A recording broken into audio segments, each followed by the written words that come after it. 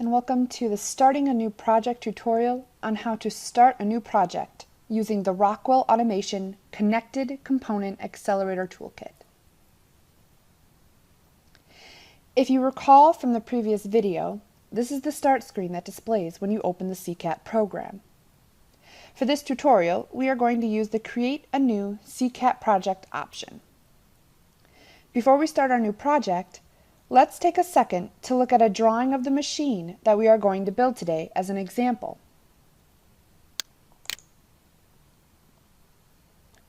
This is a typical drawing of a machine that you may see. In this case, we are going to make a simple labeling machine. This machine has all the requirements that we want laid out on the side. Then the drawing to the left shows what is all connected as a part of this machine. Pay special attention to the names. Each part has a specific name to help better remember them and know what they were used for. 2 VFD motors, one as a sponge, one as a separator. A starter motor control as a conveyor with start and stop push buttons. Temperature control, heat tunnel.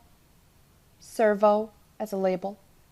An HMI screen, 2 sensors, one photoelectric sensor and one capacitive proximity sensor, one labeled as product sensor, the other as label sensor.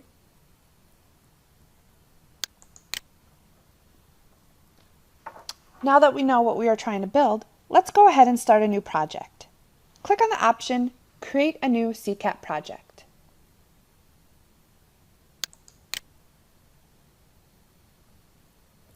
This is the Machine Basics page and is where you will start off at by default when creating a new project. At the top of the page is the typical array of Microsoft drop-down menu options. First thing that needs to be done is to name your project. This will become your naming convention for your project. You can choose to name your project whatever you want.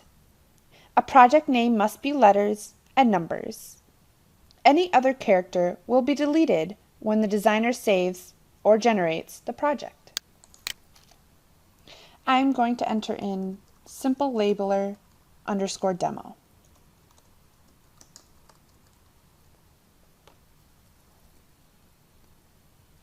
If you leave this blank and you click on another option, you will notice that there is a red check mark.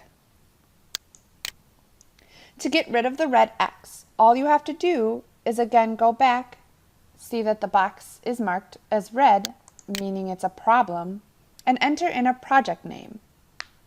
You may choose to enter in a designer name here and a project description if you would like as well.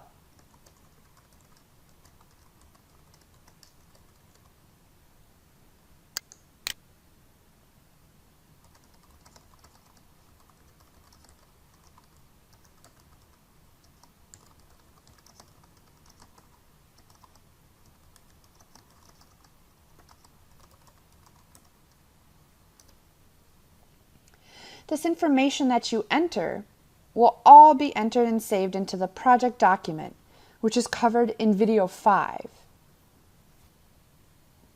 Every screen has a link to a Rockwell Automation web page associated with the products on that page. The summary line tracks pertinent information during the design. Hovering over it reveals more detailed list. The final thing to do is to enter in the basic information about your system. For this tutorial, we will select 240 3-phase for the line voltage. Notice how it was 480, and we're changing it to 240 volts, 3-phase. At the next drop-down menu, select the disconnect protection as IEC rotary. And below that, select the circuit protection to circuit breaker. Finally, select the control power to use 24-volt DC power. Note that the devices you will select later will be compatible with the selected line and control voltage.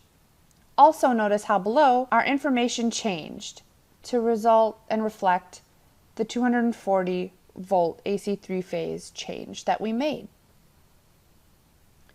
This concludes the tutorial for starting a new project. To continue with building this project and learn how to add various parts and products, select the next video, Building Your Project. Thank you for watching the Starting a New Project tutorial for the Connected Components Accelerator Toolkit.